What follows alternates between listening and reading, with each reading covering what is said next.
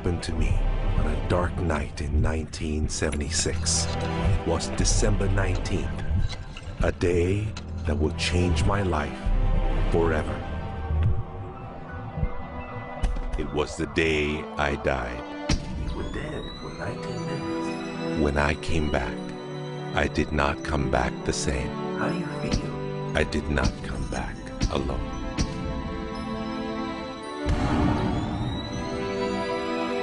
What seemed like days passed in 19 minutes. And over the course of the next few years, I began to remember the greatest mysteries revealed to me.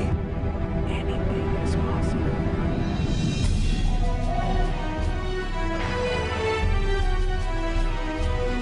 I discovered a secret beyond any secret. The sum of all secrets.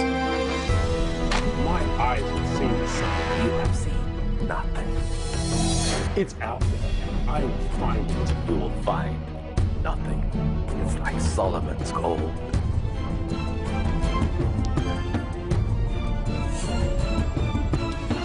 It was the key to Solomon's wisdom. The secrets of the Knights Templar and of the Freemasons. We must be stopped. Courage, my dear boy.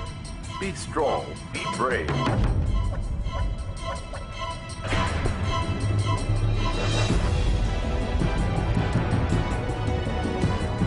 I challenged myself to find out everything I could.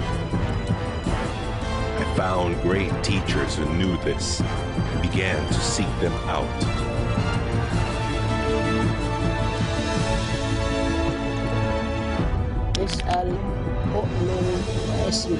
Ask, believe, and receive. I traveled the world, and the meta secret was revealed.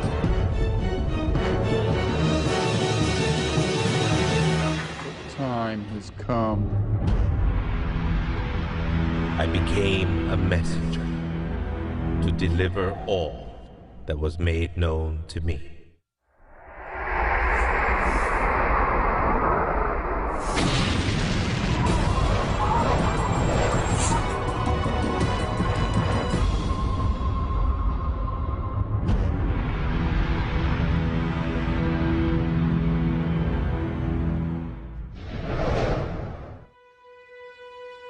Hello there, I'm Bob Proctor. Meta is a nice word. It's a word most people don't understand. We talk about metaphysical, we'll say, oh, that's bad stuff.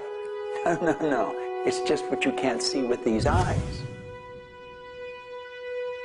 You got to see with an inner eye of understanding. Meta is beyond the physical. Do you know that 99% of our population has been programmed to let the outside world control the inside? If you want to get what you want, you let the inside world control the outside. That's what the meta secret's all about.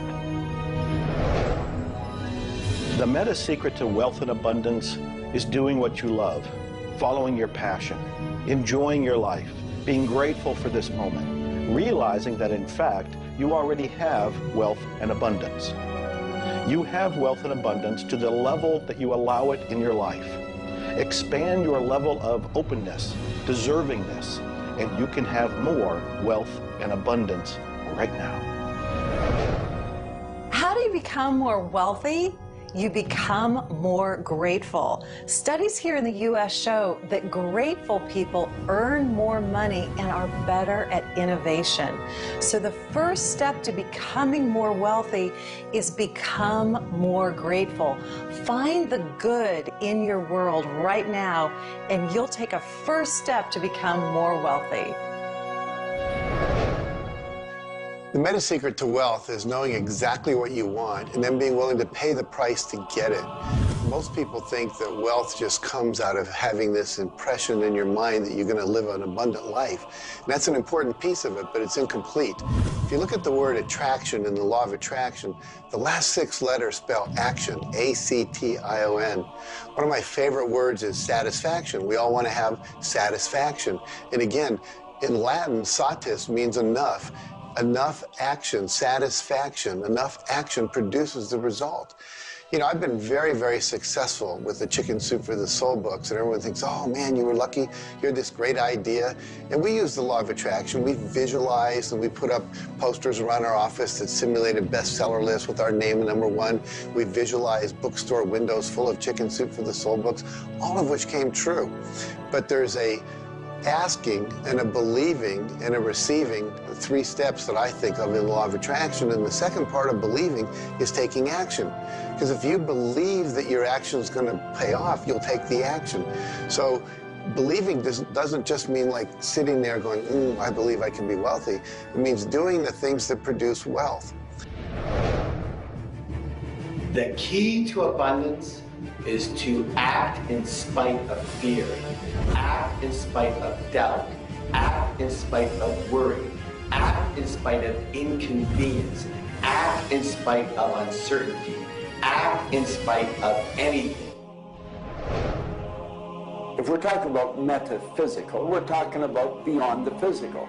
So what we've got to do is go inside.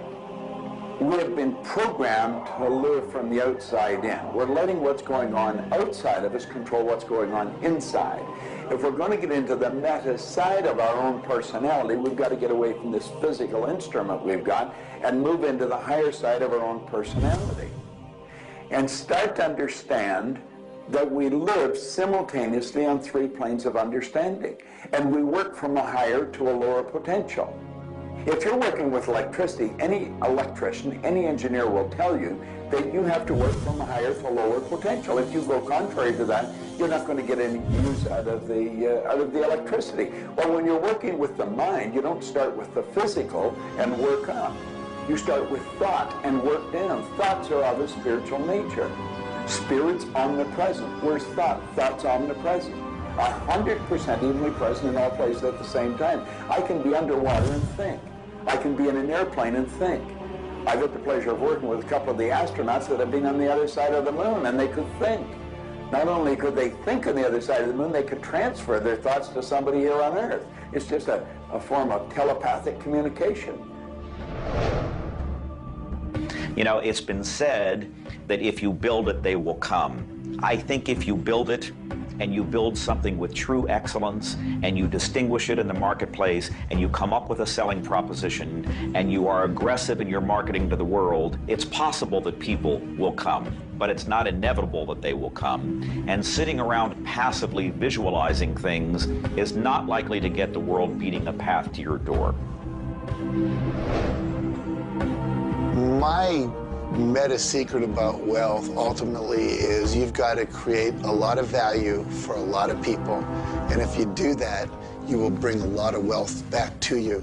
So by giving service and giving that which helps other people improve their lives, brings joy to them, brings service and products to them, if you do that and you keep expanding that, always be thinking about expanding your service to others. And if you do that, wealth is a foregone conclusion. First thing, quit listening to what everyone else is telling you what to do. And start paying attention to what you want to do. You see, I can look back with my memory, and I can remember going and saying, Mom, Dad, or to the teacher, I want to do so-and-so. And they'd say, now, how are you going to do that? See, what they didn't understand is I didn't know how to do it. But neither does anyone know how to do the things they want to do when they first think of it. You don't have to know how. You know, 2 young bicycle mechanics from Dayton, Ohio, in the United States of America, introduced us to a new kingdom. They were the first ones to fly in airplanes. The whole world believed that you couldn't do that. Anything heavier than air is attracted towards the center of the world. You can't fly. But they wanted to, and so they did. Well, clarity to me is a very different concept than I think a lot of people. The first thing I want to know is, what do you think you're trying to accomplish? The next thing I want to know is why are you trying to accomplish it? The next thing I want to know is, if you accomplish it, what do you really think is going to happen in your life? A lot of people come to me and they say, I want to grow my business, because I work a lot in the business world, the entrepreneurial world. I teach a concept, achievement concept, a concept that is predicated on taking action and implementing, called optimization. Optimization is getting the highest and the best use and result and outcome of your time, your efforts, your emotion, your life, your relationships. But you can't begin, and this is where a lot of people, I think, really fall down. You can't begin to optimize until you take the time to observe, examine, and identify not all, but the scope of options and alternatives and other possibilities available to you, number one, to achieve the goal, and number two, as an alternative goal. Clarity is power. Just by being clear, you will automatically begin to magnetize things to you, to your life. The law of mentalism is about the mind. Everything that we have ever created, everything that has ever existed, existed first in the mind. All thoughts are the beginning of all things real. All things that you can touch and feel began in the mind. So if you want to be wealthy, you've got to decide what wealth is to you. Define it. What does it mean? How much money do you have to have? For me, financial independence meant having $30 million producing income, which allows me the lifestyle I want without having to work.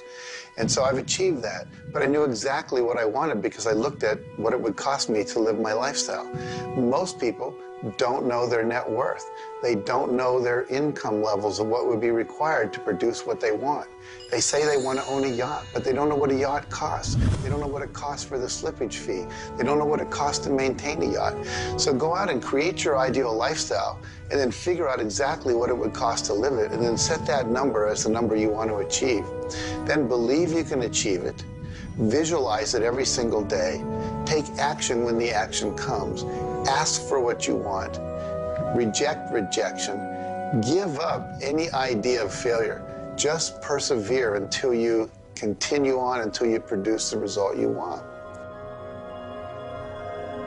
The law of attraction's a good starting point for thinking about how to improve your life. You want to align your thoughts and your beliefs with what you want your life to be. But the law of attraction itself, by itself, won't allow you to achieve the abundance that you need. There are certain steps that you need to take, and these steps are all incorporated in what we call the meta secret. And the meta secret isn't one solitary method or one solitary system. The meta secret is a combination of tools, methodologies, and ways to understand the world and ways to understand how we can change the world. Until I started looking at who I was and who I wanted to become, nothing changed. Because every time I would look and I would blame something else or blame somebody else or just look in a different direction that was not inside, I would get more of what I was creating. Because every time I created something, people would react to that. Every time I took an action that was blaming this or blaming that, people would react to that. And you know what? Then I would react to their reactions. And I was creating an environment that was busy. Instead, an environment that supported wealth and abundance. If you look around, there's nothing but the abundance everywhere that you see. You see the trees growing. You see businesses happening. This is wealth, this is prosperity, this is abundance. If it's not happening for you, it's because unconsciously you have beliefs, counter-intentions, negativity that actually blocks it from coming into your life. It's actually working the law of attraction all the time, but it's happening on an unconscious level. The abundance is there, the wealth is there, but if you don't feel it, if you're not expressing it, it's because inside of you, you may feel you don't deserve it. This is part of the unconscious work that has to be done in order for you to feel on a conscious, real, live, earth level what's happening with abundance and prosperity. Abundance, wealth is your natural birthright. If you're not feeling it, it's because of your unconscious beliefs. The law of correspondence, simply stated, is as above, so below, as within, so without. The law of correspondence is simply attesting to the fact that we are human creatures physically present, but we have minds and we have spirits. So we exist in more than just one plane. We might even be multidimensional beings with multidimensional thoughts, and there may be more to you than just meets the eye. If you want to be wealthy on the outside, you first have to become wealthy on the inside. As above, so below. As within, so without. First, you have to become wealthy in your thoughts. Then you become wealthy in your outer expression of that. You have to have a wealthy attitude. You have to have a wealthy, abundant thought form about who you are and what's possible. And when you have that, it will start to manifest outside of you.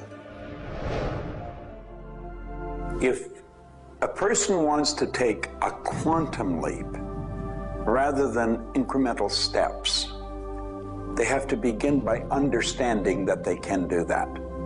There's a marvelous little book. It's called U Square. Now think of what that means. If you square a number, you multiply the number by the number, don't you? Well, when you square, you multiply your potential by your potential. It's astronomical. I mean, you just go off the board.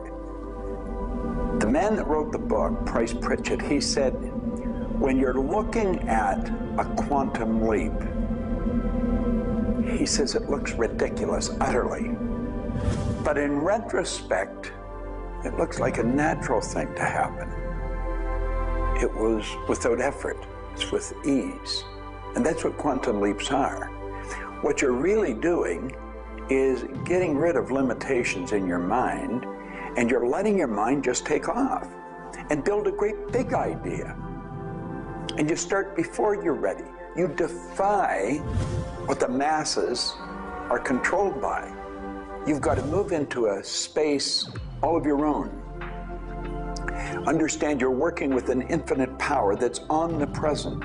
It's with you all the time. It's closer than your breath. And you get in harmony with that and just release all thoughts of limitation and make up your mind you're going to take and just compound your effectiveness. That's essentially what I did. I didn't know what I was doing at the time. I didn't understand quantum leap, but I took my income from $4,000 a year to $175,000 in a year. And then it went over $1 million. And I had no understanding of what happened. Now understand this. I had been raised to believe that if you don't have a good formal education, that you'd never be able to do what I did. If you don't have experience, you can never do what I did. I had 2 months high school and I had a bad work record. But my income went from $4,000 to over $1 million a year. Now you can do that. And the first step is understanding that you can do it. Quit listening to people tell you you can't. And start to see yourself doing something really big. Write it out on a sheet of paper. Begin by saying, I am so happy and grateful now that I have turned my annual income to a monthly income. It's not just about attracting things to you. It's about learning to trust what you're attracted to. You are naturally going to be attracted to certain kinds of people, to certain movies over other movies, to places you want to vacation versus other places, to workshops you want to take or books you want to read versus other books. Trust what you're attracted to. It will take you where you need to go, and it may not always make sense to you. I remember going to a seminar, and there was a woman teaching about how to triple your income in a year. And at that time, I was probably more like a hippie than I am the entrepreneur that I am today. And my wife, who was against making money at the time, thought it was evil when you should be in total service and all this. She said, I can't believe you're going to that workshop where they're going to teach you about how to make all this money. I thought you were more spiritual than that. I said, honey, I don't know why. I'm attracted to that workshop. I'm going to go there. So I sat down, the woman next to me, we started talking. Turns out she was a veterinarian. And it turns out that our cat had feline leukemia at the time. And I started talking to her about that. And she said, well, I'm the world's expert on feline leukemia. And I said, well, I've heard there's no cure for that. She said, no, there actually is a cure, and I can teach it to you. And so she called my veterinarian, told him what to do. My cat lived for many, many more years than the local vet thought it should. But see, I was trusting my attraction to go to that seminar, and it led me in a path that saved my cat's life, which was not where my conscious thinking was, but it was a very important goal to me to keep my cat alive. Those kind of things will start to happen. Most people are uncertain about something. They're uncertain about their next step. Here's your message. Do it. Do it. Whatever you're uncertain about, do it. Take the step. You will learn so much more. You'll get so much further faster by actually getting in the game than doing it, than thinking about it forever. One of my sayings is, one step in the right direction is worth 100 years of thinking about it. The law of correspondence, the law of mentalism, and the law of vibration all combine to help you understand that the notion of wealth is arbitrary. You're always wealthy in comparison to someone else. You choose a person to compare yourself with, or your wealth or your level of wealth with, and then you decide at that point to be happy with the situation or to be unhappy, and therefore change it. All of wealth is subjective. Understand this, and you understand that there's an ebb and a flow to your finances. The more comfortable you are with how you interact with the world, with the value you give in the world, with the service or the product that you give the world, then you begin to realize your place in the world. And by realizing this, you participate in the abundance that is all around you at every moment and at every time. It is all yours. From the beginning, it was yours. Until the end, it will always be yours.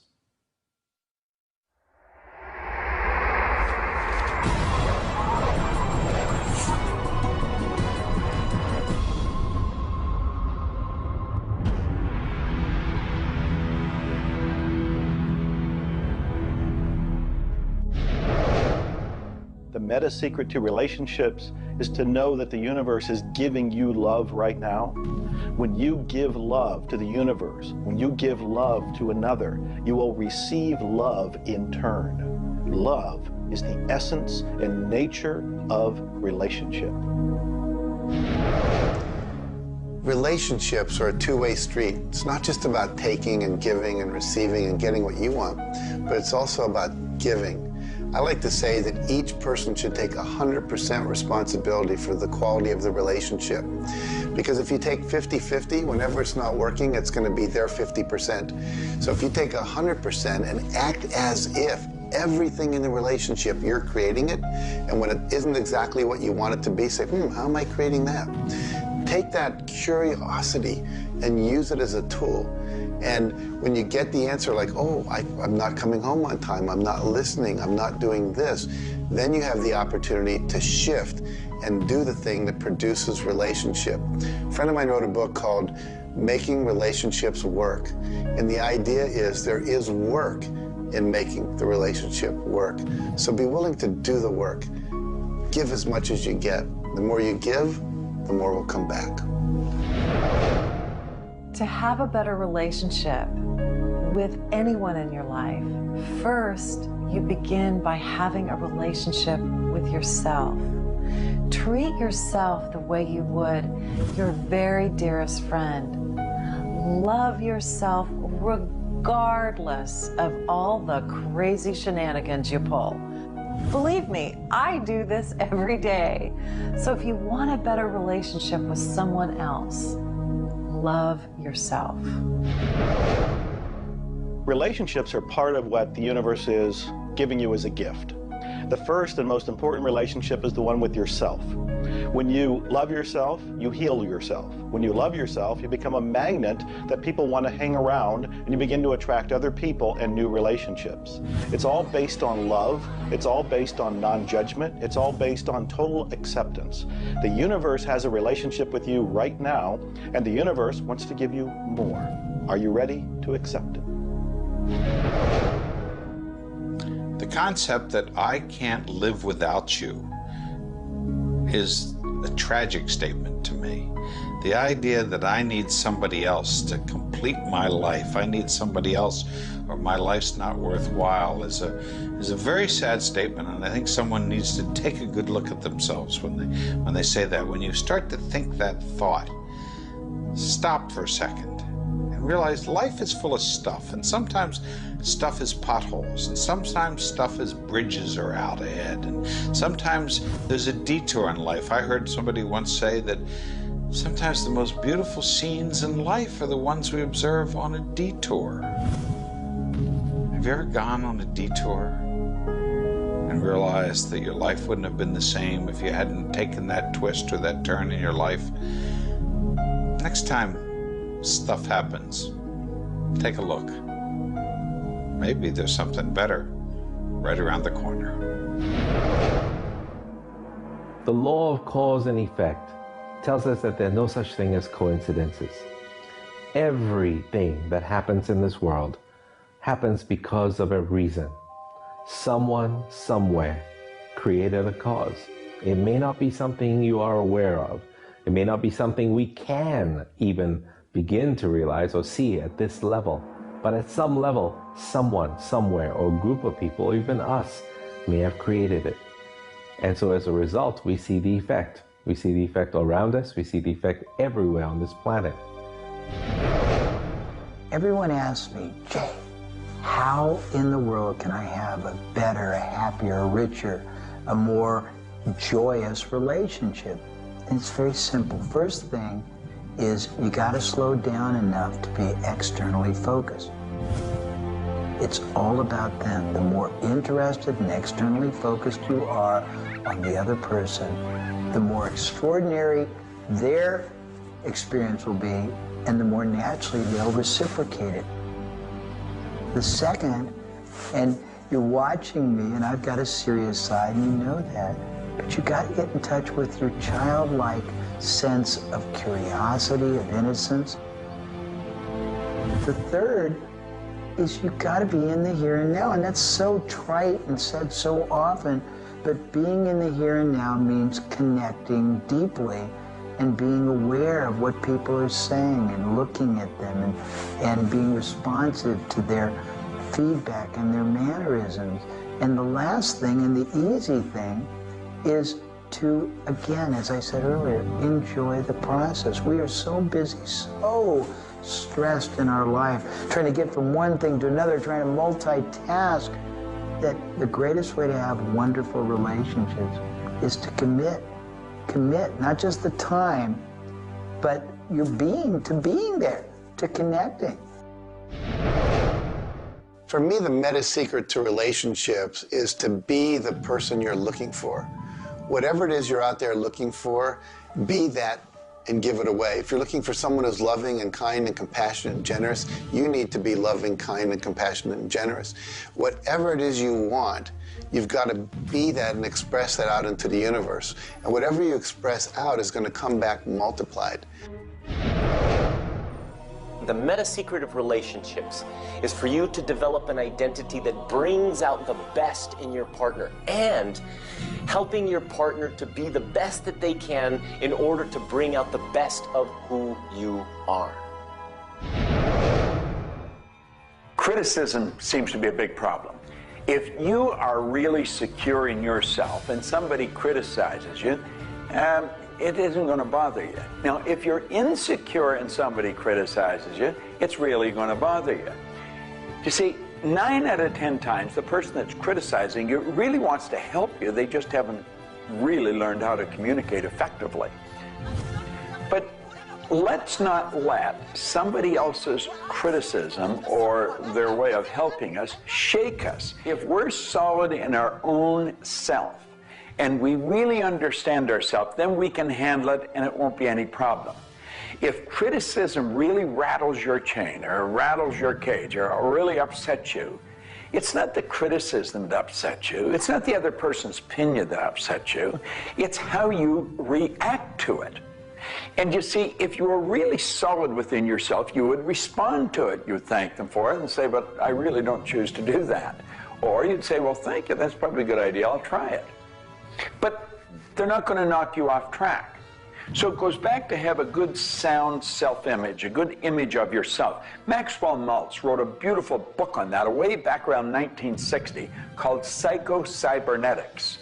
Psyche-Cybernetic. Cybernetic is the communication mechanism in our mind. It's the image that we hold of ourselves. It's like a life-governing device. Well, you've got an image of you just same as I have an image of me. And our image controls how we walk, how we talk, how we dress, how we meet and greet people. And it also controls how we handle criticism when it comes our way. And it will come your way, just same as it comes to me and everybody. We want to be solid in our own belief about who we are and what we are. Let's really get to know ourselves. And then, rather than react, let's respond. It doesn't matter how they approach, whether they're diplomatic and trying to help us or whether they're trying to find fault. It won't really make any difference. We will listen to what they have to say, listen to it, and then we'll either accept it or reject it, but it isn't going to affect the relationship with the other person one bit. There is masculine and feminine in everything. Nothing is entirely masculine, nor is it entirely feminine. We have different aspects of yin and yang, of harshness and softness, different aspects of masculinity and femininity in everything. If you take a look at life and see it all as a combination, see how we are always living in combination, then you begin to realize and to also appreciate the law of gender. Relationships are about communion, taking our life and making it sacred through connection with another human being. So communion and making sacred is what relationship is all about. You know, there's a lot of lonely people around. And if you're lonely, I'm going to let you in on a secret. You're always going to be lonely until you become friends with yourself. If you're looking for company outside of yourself, you're looking in the wrong place. You want to go inside. And when you get to really look at you, you're going to feel so good about you. You're going to love yourself. Now, you see, as a little kid, you were probably taught, don't love yourself, that's conceit. I know I was, and most of the people I know. That's not conceit. That's a healthy, conscious awareness of who we really are. I'm not talking about an ego trip. I'm talking about really becoming acquainted with yourself. You've got to build a good relationship with you, or you're always going to be lonely. When you get angry, look at it as, okay, this is a gift. I need to release something here. And in that process, relationship becomes a school for growth instead of just like it's someone that's going to please me. Look at how can I serve them and how can I learn from them, as opposed to how can I manipulate them to give me all my needs met. If you do that, you're going to end up with a much better relationship. If you're in a relationship where you're not experiencing full love, the way to change it is not by changing the other person. It's by changing yourself. You look within yourself and you start to feel grateful for everything about you. As you change your relationship with yourself, magically, the outside relationship will change as well. You will suddenly see it transformed. You will suddenly see that there's love in that relationship with that other person. But you don't change the other person, you change you. A lot of people spend valuable time in their life focusing on the past. I could probably spoil your week if I reviewed the first 26 years of my life. My life was a mess. And you know, at the end of 26 years, imagine living for 26 years and looking at yourself, you're unhappy, sick, and broke. I had a guy look at me and he told me I was one of the most miserable people he had ever met. And he was right. I was plain miserable. He said, you're always sick. I didn't have a terminal illness or anything, but I was always backache, headache or something, and I was always broke. He said, why don't you change it? Well, as long as I kept focusing on what led me to this point, which was a bad trip, I was going to create more of the same. And he said, let it go. Forgive it. If you're looking for love and not finding it, it's no doubt because of a lack of forgiveness in some area of your life. This is true for all of us. You want to look in your life, look at your past, look at all of your relationships, and ask yourself, where have I not forgiven? Myself, my parents, my siblings, my neighbors, my relatives, my business partners, where have I not forgiven? When you go and forgive, you release the energy that allows the law of attraction to bring new love and new relationships into your life. How do you do this? You look and ask yourself, where have I not forgiven somebody? Somebody's going to come to mind. It could be you. The second thing you do is say, can I forgive them? Can I forgive myself? Whether you say yes or no, you move to the third part of this, and you start to wonder, what made that person act the way they did at that point? What made me act the way I did at that one point? And you start to go deep into understanding the psychology of behavior, and you realize we're all doing the best we can, yourself included. At that point, when you can forgive yourself and you can forgive these other people, whoever it might be, for whatever may have occurred, when you forgive them, you release all of the energy that's been stuck psychically within your own mind and your body and your soul. And when that releases into the universe now has an open pathway to return to you new love, new relationships, new blessings. It all begins with forgiveness, and you can do that right now. When we talk about love, we're talking about the greatest word in the world. Leadership is a great word, but no word compares with love, because without love, you're dead. There's life in love. There's forgiveness in love. There's really everything. There's thankfulness in love. Now, the problem is learning where do we start, because we find sometimes in families there's no love. In marriages, there's no love. But we quit looking around and we start learning. It begins with me. And when we start learning, we're not too loving ourselves. And it begins with your learning. To me, you could say you're loving, but unfortunately, you love people you like. Love has to be unconditional, loving those you don't like. Now, in my case, when my wife married me, she said she loved me. I told her I loved her. But as soon as we got married, I would say, I love you. She said, well, why don't you act like it? I say, I do act like it. She says, you have a funny way of showing it. I say, well, I love you enough to die for you. She says, try living a little. And so I discovered, as loving as I was, I didn't fit her definition. The law of gender, the law of vibration, and the law of rhythm. All of these figure in relationships. You see, love is a dynamic. Any relationship is a dynamic. When you are actively relating, that's when it's alive. That's when it's fun. When you sit back and you start to look at the relationship, then it becomes static. It becomes a relationship to be assessed, to be looked at. But when you're relating to your partner or your spouse, amazing things happen. It's dynamic, it's moving, it's alive. And that's what all love is supposed to be, alive, and so much more fun. Changes happen all the time. We change. Human beings change. You change, I change, we all change. But if you can change together in the same direction, amazing miracles take place. Words, feelings, thoughts are all aligned. And all of a sudden, you can take on any problem and it's not an issue. That's what relationships are all about. That's what relating is all about. That's what love is all about.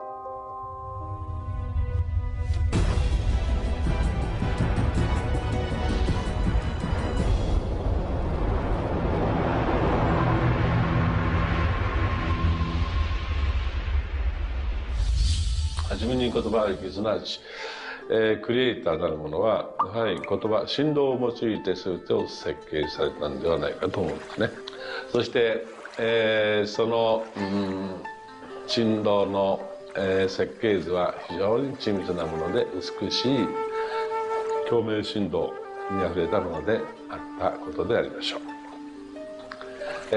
もし、先ほどの実験にもやったように、非共鳴、同士の組み合わせであるならば、それは破壊的なエネルギーとなって、命を形作られないからです。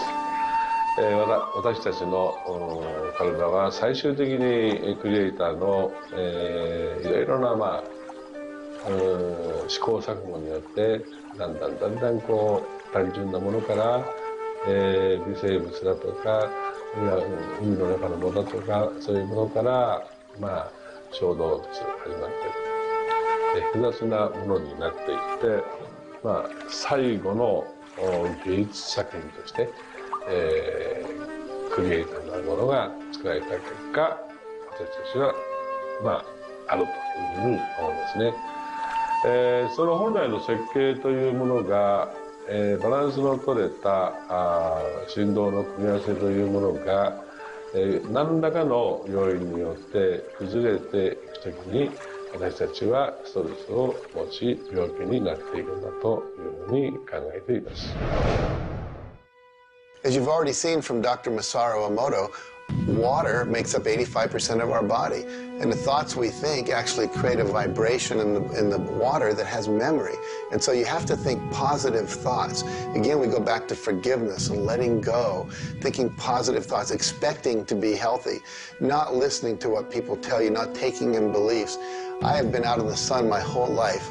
I've never gotten skin cancer, don't intend to get skin cancer. And when stuff comes on about it, I choose not to listen to it because I know that belief would affect me.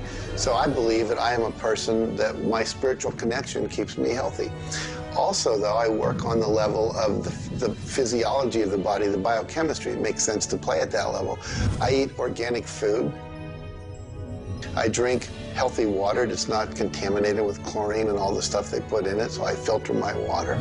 I eat the right kinds of nutrients for my body. I've found out what I'm allergic to, and I've basically eliminated those from my diet. I exercise. So exercise and keeping my body toned. We want to have resistance exercise. We want endurance, which means we need to jog and do aerobics and things like that. And we need to have flexibility, things like yoga and Pilates. So we need a complete system to keep our body healthy. And then a detoxification, I think, is the part that most people don't do enough with. We are taking in so many toxins in the air we breathe. But if you will cleanse on a regular basis, I cleanse every Monday. I just do a cleansing diet where I just drink liquids and then I don't eat anything else, and my liver has a chance to get rid of all the toxins that are in my body. I want you to understand that you have a marvelous mind, and you can do anything with it, and don't ever listen to anybody that tells you you can't. You want to start to look at yourself not as a body or as a name. Like, I'm not Bob Proctor. Bob and Proctor are just two words. You've never heard anybody phone into school and say, body's not coming today, it's sick. Never hear anyone say, hand, it's my hand, my body, my name.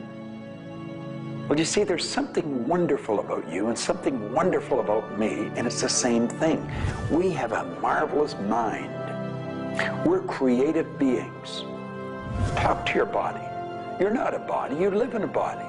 Now, this may sound silly because maybe nobody's ever said this to you before, but go around just repeating maybe 1,000 times to yourself, I'm not a body, I live in a body. I'm not a body, I live in a body. I'm not a body, I live in a body. Then start telling your body to relax. The meta secret to great health is to feel good now. You do that with good thoughts, you do that with good food, you do that with plenty of sleep, you do that by doing what you love. That's the meta secret to great health. The meta secret to health is to honor your body. Listen to your body. Are you tired? Are you hungry? Are you thirsty? Do you need time to play? Have greater health. Honor your body. Health. Not just physical health, not just eating the right things and getting exercise, but let's talk about emotional health. This means doing what you love, loving what you do, looking forward each day, researching, helping other people, giving back. This is the meta secret to emotional health. To me, recognizing the divine component in us has a twofold effect. On the one hand, it's incredibly humbling, because how many of us really live up to being godly? How many of us really maximize the God-given talents that we're given? How many of us really live lives of fulfilled potential? So on the one hand, it's kind of intimidating. But on the other hand, it's very inspiring. It's inspiring to think, I, as a human being, am capable of being godly. I'm not God. I'm not going to confuse myself with God, but I am capable of being godly. I am capable of a goodness which can resound around the world. I am capable, like God, of using language to bring things into existence. An architectural drawing is the languaging of a building into existence. A marriage contract is the languaging of a relationship into existence. Any sort of contract does that. A novel creates a world that may be more real to us than the so-called real world that we are living in. And being godly is both an obligation, which frankly I feel I fall vastly short of, but also an incredibly inspiring opportunity. And the ancient traditions, not only the one that I come from, but really all of them, teach us this. The law of rhythm is the very fabric of life itself. Rhythm is everywhere. Things are born and things die. We move into a season and we move out of a season. We go within and we go without. We change. Rhythms flow in our emotions as well. You cannot always be feeling happy. Sometimes you'll feel sad, you'll feel down, and then you'll come out of it. Whatever goes up must come down. You've heard the language. Rhythm is exactly that. And the minute you begin to realize that all of life is all about the law of rhythm, then you can flow easily in bad times and then have more fun in happy times. When you start to expect rhythms, know that if you're happy in one direction, you can also be unhappy in the other direction. The law of rhythm surrounds us, works with us, and if you master it, there's nothing you can't do. The meta secret to health and having amazing energy is the ability to look at your world from a perspective that, hey, things aren't always going to go your way, but you know what? As long as you always do your best, as long as you are focused on what you achieve and what you're trying to accomplish, then it's all going to work out. I think one of the most important keys is to recognize in life just about all the limitations that we have are self-imposed. To realize that is the greatest breakout, the greatest. I talk about staging jailbreaks in your life, breaking out of the mental prisons, getting over the walls of the self-imposed impossibilities in life.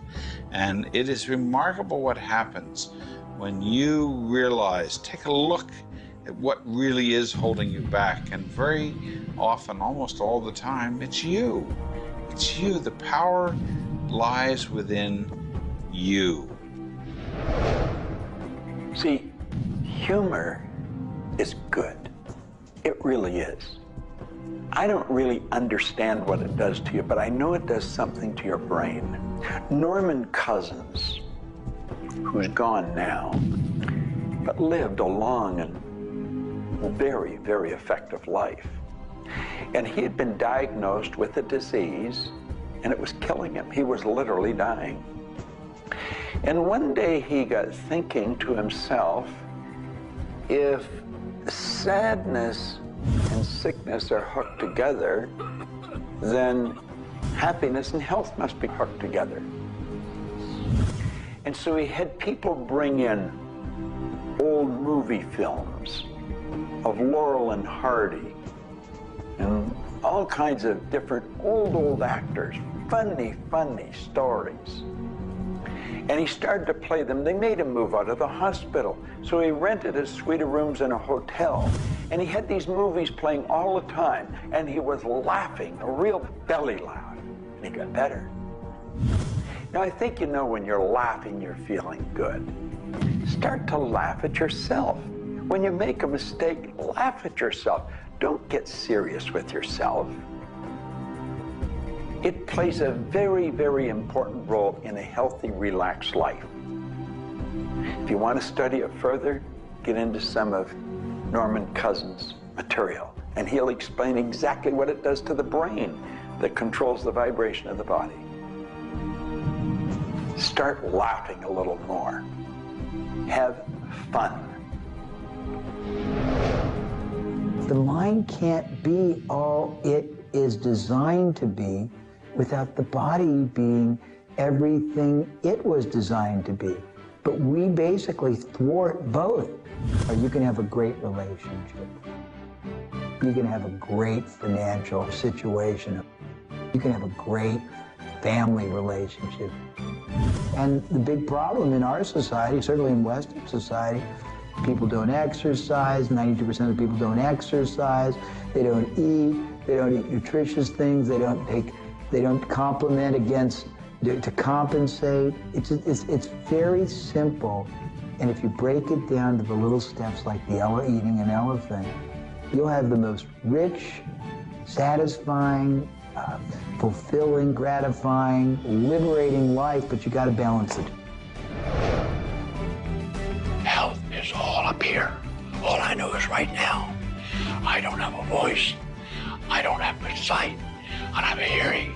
My strength is gone. However, I have never been more excited and thankful in my whole life. The law of vibration simply states that everything is in motion. Nothing stays static. At some level, even though something may appear as if it's not moving, its molecules are moving, its atoms are moving. Everything vibrates. Not just your thoughts, everything. Now, I do understand that disease cannot stay in a healthy vibration. It just cannot. I also understand you cannot turn disease into health, but you can release disease and recreate health. You see, your body is changing at the rate of millions of cells every second. And it's the thought patterns that you hold in your mind that control the vibratory rate of the body. Your brain is an electronic switching station. There's all kinds of material written on thought, on attitude, and on health. And I do know this. If you are suffering from a physical disease, quit talking about it, quit thinking about it. Go to a very competent medical doctor and follow that person's advice, because he or she will tell you what to do physically, but at the same time, instantly begin visualizing every molecule of your being in harmony with the law of vibration. Now, I would have an affirmation that I would repeat. I am so happy and grateful now that every molecule of my being is vibrating in perfect harmony with God's laws. My body is getting healthier and stronger and more vibrant every minute of every day. And repeat that. Treat it like a mantra. I can't predict what's going to happen for you personally, but I do know that hundreds of people, if not thousands of people, have experienced healings and cures by beginning to change their thoughts about what's going on in their body. In my book, The Attractor Factor, I talk about a person who had cancer. She experienced the idea of forgiving everybody and everything in her life, and she went through the process of doing that, working with a coach. She then went back into the doctor's office. They opened her for surgery, and there was no cancer. It was gone. By forgiving everybody in her life, including herself, she transformed her body. She reached this place of healing and this place of peace. And as a result, she experienced a cure. If you're finding yourself sitting here watching this and you're ill, you've got a chronic condition, you're sick, what you need to do is a couple of things. Number one, you need to first work on your attitude. You need to believe you can get healthy. You need to not believe anyone who tells you you're going to die, or it's terminal, or it's going to take a long time. Literally, we know that we can get rid of a disease in minutes, in literally minutes. I had a cold once, and a person literally did an exercise with me. My nose dried up, my fever went away, the achiness went away in 5 minutes. So we know the power of the mind. We know that you have to forgive and release. So much work now being done on cancer, where we know there's resentment, and different forms of resentment will come into different forms of cancer in the body. So it's critical to get yourself aligned with spirit. When you are aligned with spirit through meditation, through doing the things that bring you joy, through doing the things that align you, and you know what that is for you. It could be singing, it could be walking in nature, it could be petting your cat. When you move into that state, healing naturally takes place through you. There's this innate, natural healing ability that's always working to heal you if you get you out of the way. By you, I mean your ego mind, your beliefs, your fears, your doubts, all of that stuff, all of the resentments you've held that you haven't released, that will keep you sick. So you've got to do some kind of work to get into a spiritual alignment and to release the negativity. Emotional pain is very real. It's like sorrow and grief. Like grief comes in waves. It just sort of overcomes you and then sort of fades away. You could have experienced some traumatic situation, anything from rape to the loss of a loved one, or being held up, where somebody invaded your privacy in some way or another. And it causes deep emotional pain. What we want to realize is that we are bringing that on ourselves. You say, well, wait a minute, you're not bringing it on yourself. No, but you're reliving the situation. We've got to separate ourselves from the incident, from the situation.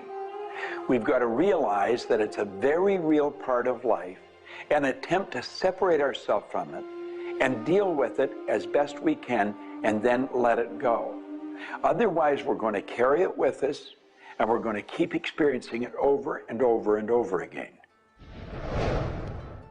どうやってわかるか。振動という、まずそもそもその水の結晶とは何かということになりますけどね。結晶というのはやはり情報だと思います。で、情報というのはバイブレーションですね。で、バイブレーションのデザイン家が雪の結晶あるいは水の氷結結晶という形になって現れてきていると思いますが、やはり我々がなんで、美しいとか醜いだとかそういうような認識能力があるのか、あるいはそれだけには全人類本当に、一緒の価値観を僕は持っていると思いますが、それはもうやはりクリエイターがそのように設計されて、いるからだと思うんですね。それが崩れちゃったらもうこれはもう本当にどうしようもないんだけど、その美醜というのが我々の美しさ、ごめんなさい、バイブレーションの健全さということにつながっていると思います。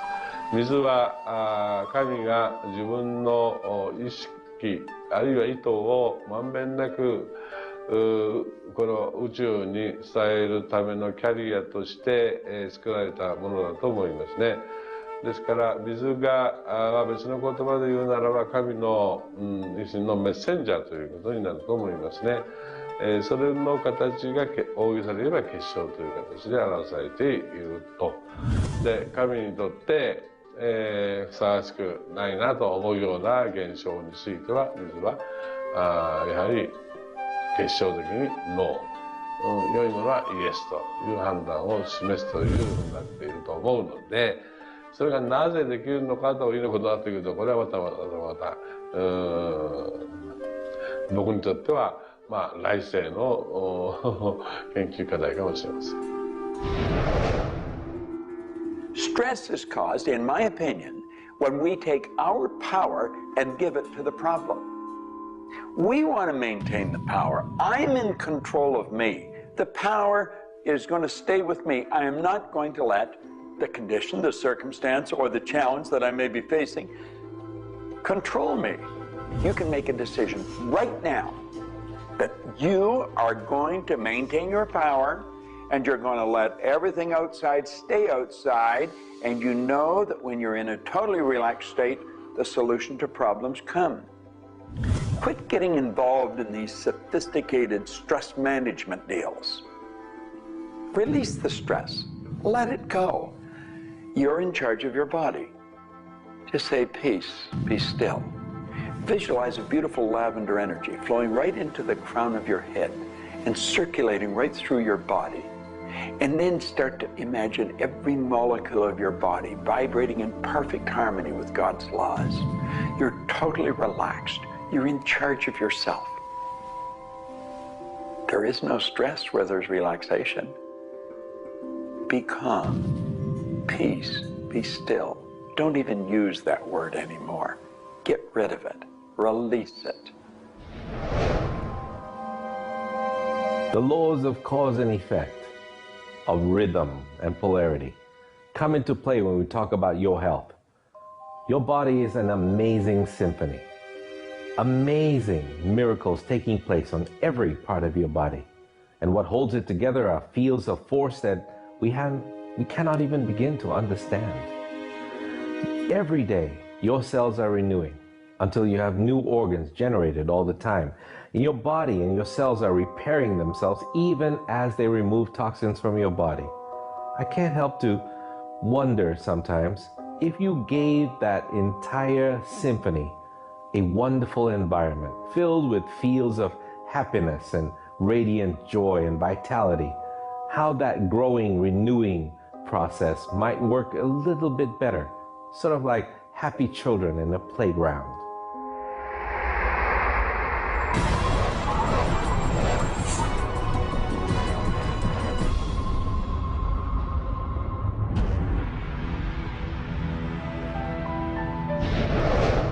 Here's the paradox of being human. Real happiness is only available in the moment. If you're brooding on the past or obsessed about the future, even if you're looking forward to something that could be magnificent in the future, it's not quite the same sort of anchored contentment that you get from really being in the moment.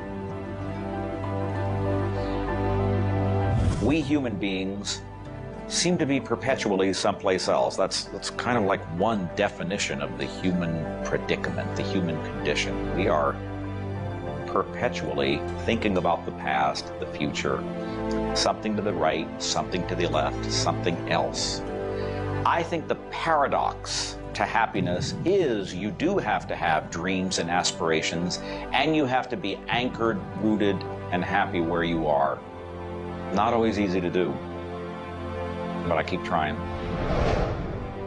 Happiness is a point of view. Am I happy? Yeah, I think I am. How can somebody always be sad? Of course we're sad when we lose somebody that we love, or that when the project we're working on so long doesn't work out. Temporary sadness is a very human condition. How can you be happy? Maybe by finding things to do that make you happy. You see, if you're miserable, your mind is focused on the past. There's a method concept. Get you over any miserable concept in a heartbeat. Focus on right now. See, you're miserable because of something that happened that you didn't want to happen, or something she said, or he said, or they did. Forget it. It's in the past. And quit worrying about the future. Have you any idea the number of electrical charges must fly through your body for the simple object of writing your name? See, your brain is an electronic switching station, and you've got one. And you can activate brain cells. You can set up any vibration you want. If it's a negative vibration, you're going to be unhappy. If it's a positive one, you're going to be happy. Every brain cell is a positive and a negative pole. Everything that you look at is going to be impregnated into cells in your brain. Now, you're either going to look at the positive or the negative side of it. What side do you want to live in? I choose to look at the good side of a situation. Put yourself in a good vibration. Think of the blood in your body. Do you know it circulates through hundreds of miles of passageway every 33 seconds? It carries all the food in and all the garbage out. You got more power in your little finger than you need to light up your home for the year. There's about 11 million kilowatt hours per pound of potential energy locked up in your body. And you're probably saying, I haven't got any energy. That's because you're miserable. Get out of it. Get over it. Focus on now. One of the most important things you need to do in your life is discover your life purpose. I believe that everybody is born with an individual and unique purpose. And when you are doing your life purpose, when you're living it, expressing it, fulfilling it, you're happy. And so many people have talked about joy being your guidance system, that when you're off purpose, you're not happy, you're not joyful. And so this joy, this inner experience of happiness and joy is a way of saying, oh, I'm on course, I'm doing the things I'm supposed to do. Stephen Covey said, you know, you don't want to get to the end of life and get to the top of the ladder and find out the ladder was leaning against the wrong building. You can be very, very successful. And we see people with all the cars and the toys and the money and the society recognition and so forth, but they're not happy because they're not fulfilling their purpose. Think about it like this. A rose has to be a rose. A chrysanthemum has to be a chrysanthemum. A geranium has to be a geranium. And yet we as people have been given choice. The choice to pursue any number of things and do whatever we want to do. But unfortunately, most of us have been talked out of our purpose. If you want to be happy, come back into this moment and do what you love in this moment. You should absolutely work toward improving your life, improving the world, improving your relationships, improving your finances. Every sort of conceivable improvement at a micro or macro level should indeed be your agenda. But if you are not happy with things the way they are, then your happiness is perpetually on hold pending a condition that doesn't exist yet. If you do that, you will never be happy. You have to realize that the point of power in your life is in this moment. People think about the future and they throw their power into the future. There is no future. When it gets here, it's called now. It's called this moment. People think about the past and they throw their power into the past. But there is no past. It's gone. When you think about the past, you think about it in this moment. This moment is all there is. And you can be happy in this moment. When you are, everything is taken care of. All is well. Happiness and achieving happiness is a process. It's not something you achieve right now and you're done and you have your happiness. It's something that you're constantly attaining and reattaining through life. And the way to do that is to really understand what brings contentment in your life and to achieve that. And one of the key things to remember in terms of happiness is that part of this process is sharing happiness with other people. The more we share happiness and the more we teach other people how to bring happiness and fulfillment in their life, the more we'll be happy and fulfilled. So continue with your journey of greater fulfillment, and you'll have more happiness in your life. The law of polarity is about dualism. Everything exists in relation to something else. There is no person that's entirely good. There is no person that's entirely bad. There is no entirely hot or entirely cold. It's always hot in relation to something else that's colder. It's always colder in relation to something else that is hotter. We move in directions as opposed to moving in a static field. We always move from one place to another, from one thing that's more pleasant to something that's less pleasant, or something that's unpleasant to something that's more pleasant. There is a movement, and this movement exists because of polarity. Happiness is what you want, and happiness you can have right now. Why aren't you feeling happy? Why isn't anybody feeling happy? Because psychologically they use unhappiness as a motivator.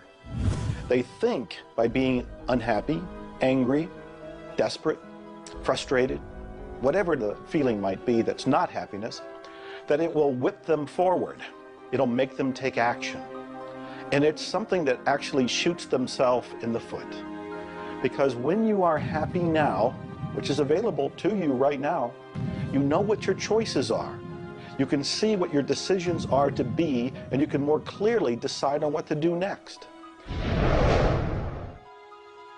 It comes into really understanding something about ourselves. We should start at a very early age, and we should ask ourselves, who am I? You know, what really makes me tick? And get to know ourselves. We're in a hurry to get a car or build a business or buy a house. We should introduce ourselves to ourselves. School hasn't done it. Our parents aren't doing it. You go to work for somebody, they're not going to do it. So if you don't do it for yourself, you're not going to do it. This deals between you and yourself. Pogo said, we have seen the enemy, they are us. Whatever has happened in your life, whatever's going on for you, if it's not the way you want it, any situation, consider the fact that everything happens for a reason, and that reason is there to serve you.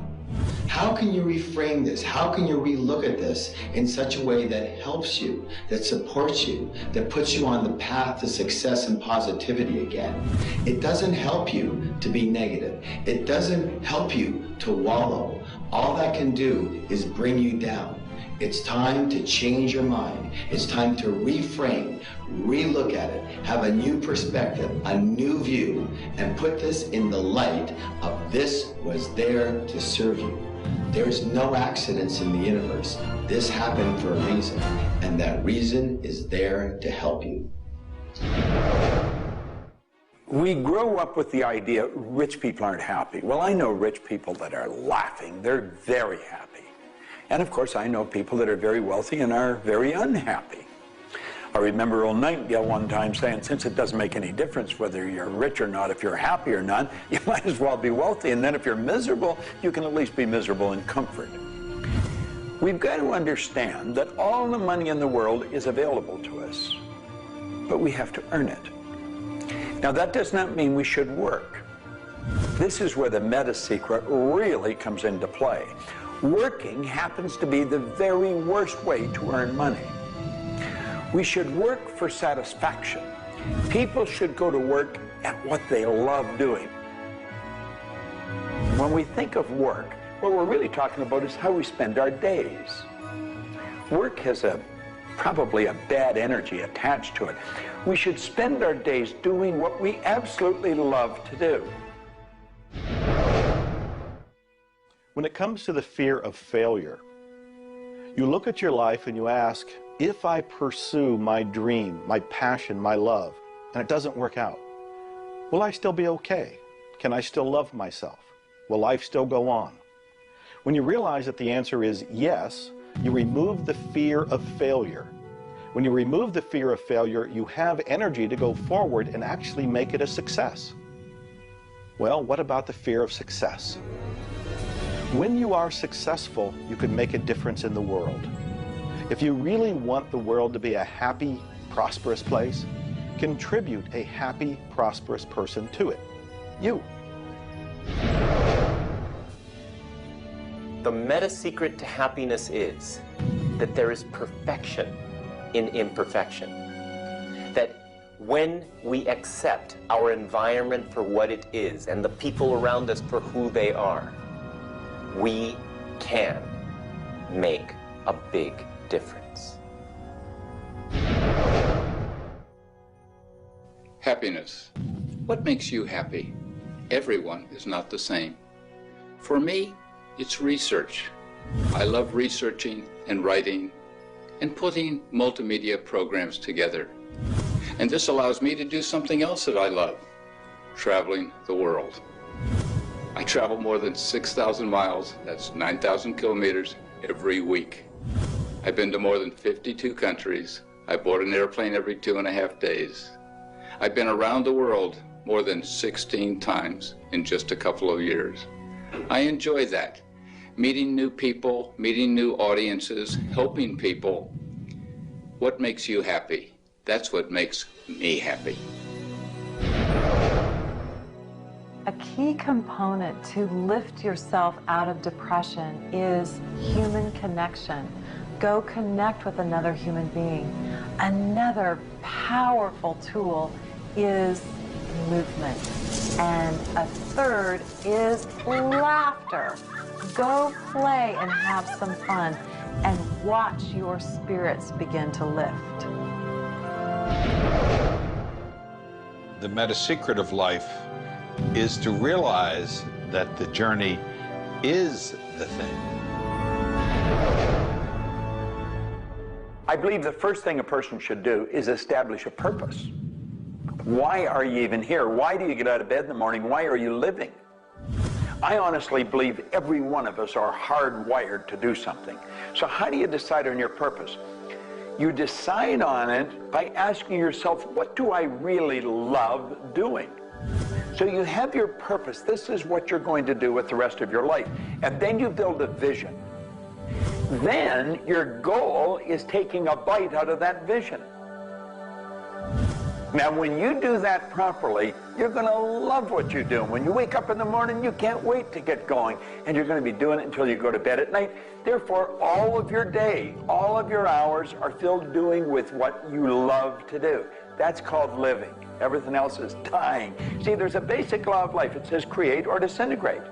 You're growing or dying. Find out what you love, dedicate your life to it. Most of us, when we approach happiness, are looking for someone out there to make us happy, some event to occur, and then we'll be happy. If I get to the retirement stage, if I get my car, if my wife is nice to me, if my son comes home on time, then I'll be happy. The truth is, happiness is an inside job. It's a choice. When I have an expectation on how someone else should be, I've given my power over to them. What I want to do is simply learn how to create joy and happiness inside myself. And we can do that in numerous ways, by doing the things we love, by focusing on the good qualities in ourselves, by choosing to focus on the good qualities in others instead of being judgmental. Once we realize that happiness is an inside job, and I get to be as happy as I choose to be, not as happy as other people make me, the reality is I can move into a state of pretty much constant joy and bliss. Stuff happens. Life happens. And then you get to choose. Look, you have a mission to do. You have to find meaning in your life, and you have to share it with others. There's a whole world out there that is suffering, that is in survival. They are grieving and they are hurting. You and I can make a difference. You begin right now by looking at your life, no matter what's going on in your life right now, and you find the good in it, the positive in it, the growth-oriented reasons for whatever it happens to be. You find the good in it, and whatever is happening, you turn it into something positive. You turn it into something good, and you go and share it with the world. You will become an inspiration to others. People model other people's behavior, and that's how the world changes. You be that inspiration for success. You be the model for change. You be that person that has meaning in their life, and you will give meaning to yourself and others. It all begins with you. You have always had, you have at this moment, you will always have in the future, the power to achieve, to accomplish, to have anything and everything you want in the terms of monetary, wealth, prosperity, in terms of health, in terms of happiness, relationships. However, it will never, ever occur until and unless and until after you first are clear on the specific goals. Number two, you are very clear on the action steps. Operative word is action steps you have to take. Number three, you have an action step-based plan, a strategy, and the steps are just the tactics. You implement it in a timely, regular, scheduled way. Number four, you monitor, you pulse, you really pay keen attention to your progress. And you adjust if it's not what you want, and you adjust higher if it's better than you want. And number five, you focus on other people's benefit. You don't be self-consumed.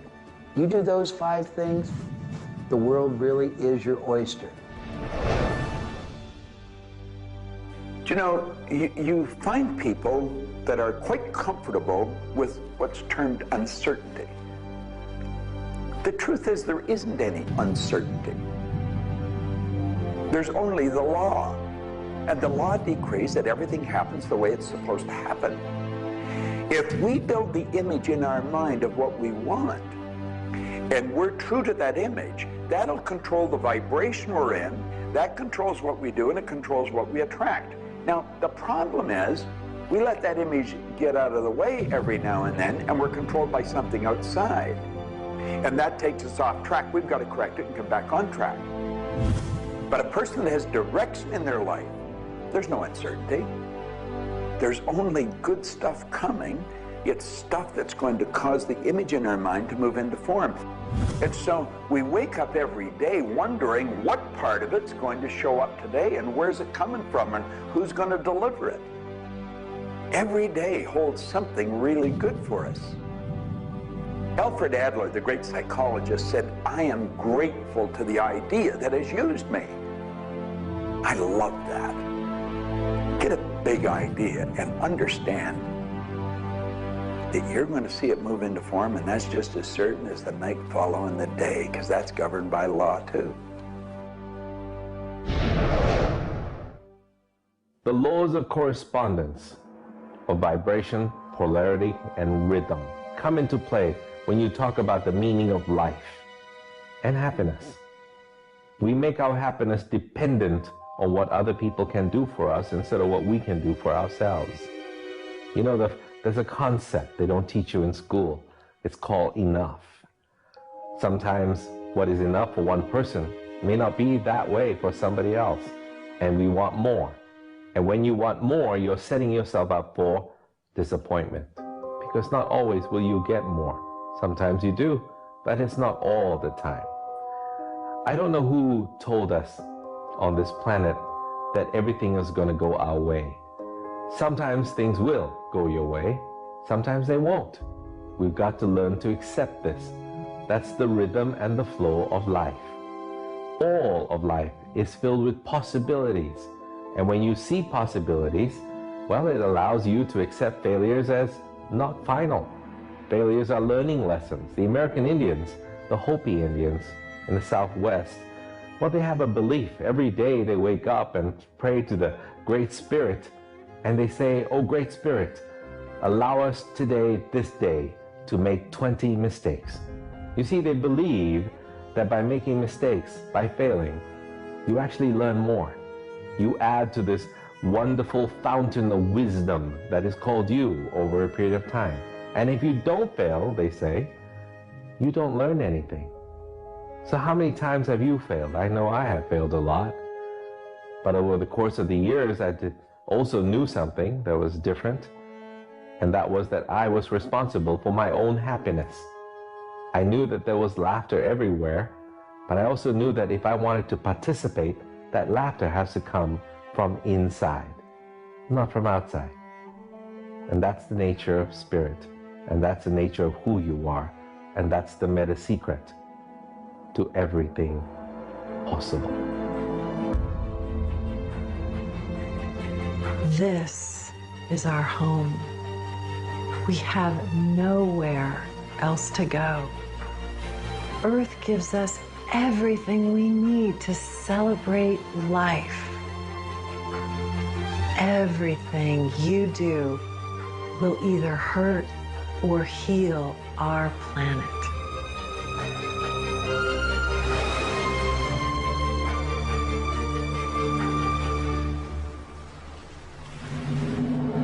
You were brought here to learn many lessons. To learn how to love who you are, where you are, and the people you surround yourself with. Just remember that you carry within yourself everything you need for the fulfillment of your life's purpose. You are the sum of all of your experiences, all of your choices, and you are a work in progress. You deserve more happiness, more love, more joy, more abundance, and especially more fun. Life was never meant to be a struggle. You were meant to participate in this grand miracle called life. And as you begin to look all around you, start now to taste, smell, hear, and touch with your heart the abundance that surrounds you. You are indeed spectacular beings of light. So if you want to know the meta secret to life, to happiness, live more, love more, laugh more. Change the stories in your head, and you can change the world. It's a short trip. Make it a good one.